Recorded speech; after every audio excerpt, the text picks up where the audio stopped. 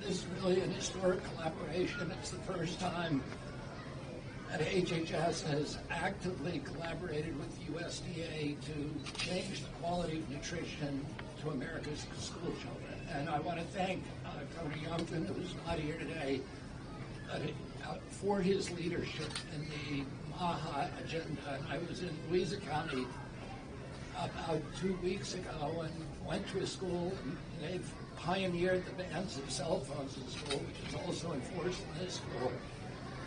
And violence in that school decreased 100%.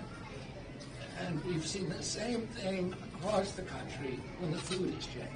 That emotional behavior and mental illness also declines, but more than anything, academic performance improves dramatically. And we heard testimony from some of the teachers and administrators in this school about the direct correlation between providing healthy foods to these children, nutritious foods, other than the food-like substances that were once given and once ubiquitous in all of our schools.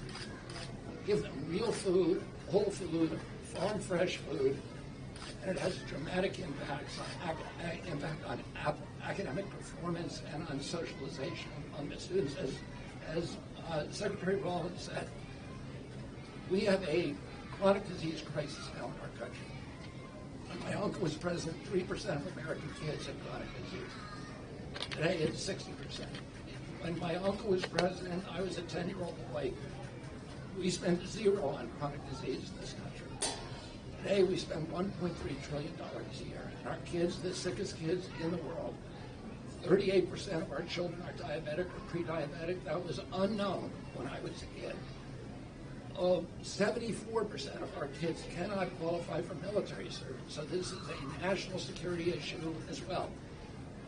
We know a lot about many things, but we know very, very little about the link, about the exposures that are causing the chronic disease epidemic. And right now, we are in the middle of a major reorganization at NIH, redirect the ship so that we will be studying and learning what is causing the chronic disease epidemic, and then FDA and CDC and USDA are going to do their jobs to eliminate their exposures. The last thing I say is that right now, Governor Youngkin has taken this extraordinary step of banning food dyes in the schools, 7 food dyes.